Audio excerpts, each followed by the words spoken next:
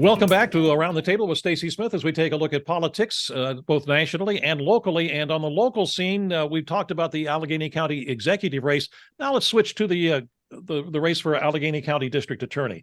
And let's go with Joe Mystic to start on this one. Joe, what are your thoughts?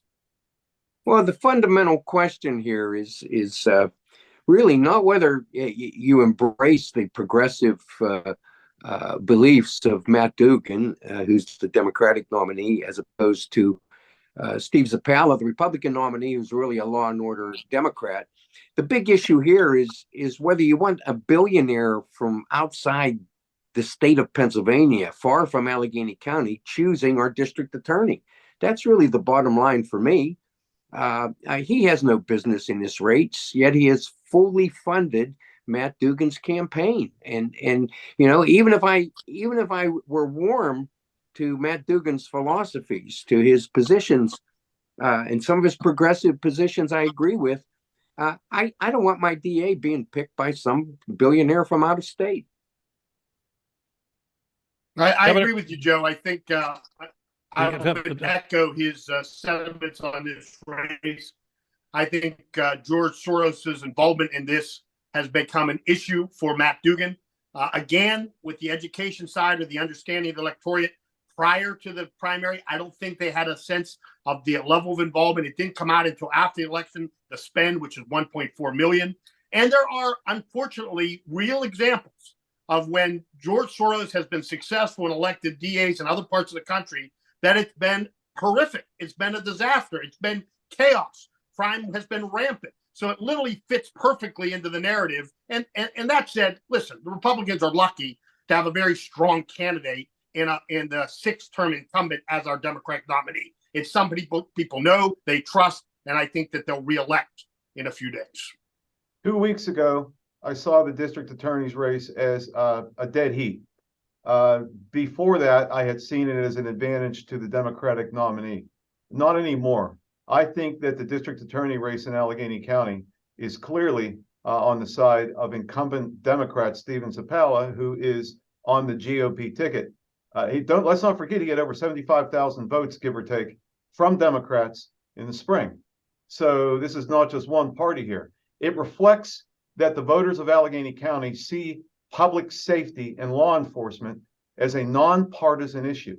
And Stephen Zappala, since I first met him when he became DA and I was mayor of Millville, has always been a prosecutor about public safety and not a politician.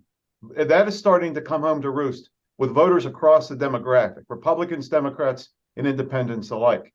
And they're seeing that now. And they don't like the fact, because we are very parochial here in Southwest PA, this perception of an outsider telling us who to be for and telling us what to do. I'm hearing that in Democratic circles. And let's not forget the significance of Stephen's interview a couple of weeks ago, or a week ago, on KDKA radio, when he spoke about having to step up and take the lead on public safety in the city of Pittsburgh due to the leadership vacuum on that issue created by the mayor. And he was mocked by his opponent for saying this is politics. It's anything but politics. The incumbent mayor has had 2 years to step up on this issue, and he hasn't. Somebody has to do it. Who better than the incumbent prosecutor of Allegheny County, who would be well within his rights under Article 1, Section 1 of the state constitution to protect the due process rights of the innocent. So as we head into the last 6 days, I see the incumbent Democrat, Stephen Zappala, who has formed a bipartisan coalition, coming in with an advantage and likely a victory that night. Governor, we want to hear from you, but you need to turn your microphone back on. Sorry about that.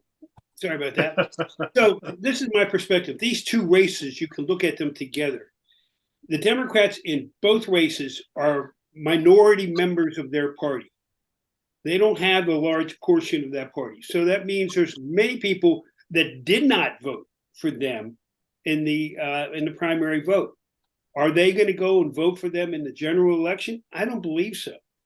You can look at that in the county executive race, in the district attorney's race, particularly in the district attorney's race, because the Republicans had to put, we got 10,000 votes in the write-in to get Steve on the ballot.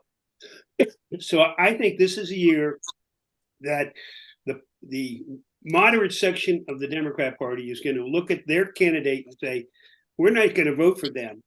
And a lot of them are going to go across the aisle and vote for the Republican in both of those races. All right, gentlemen, thank you for that topic. We will continue with Around the Table with Stacy Smith in just a moment.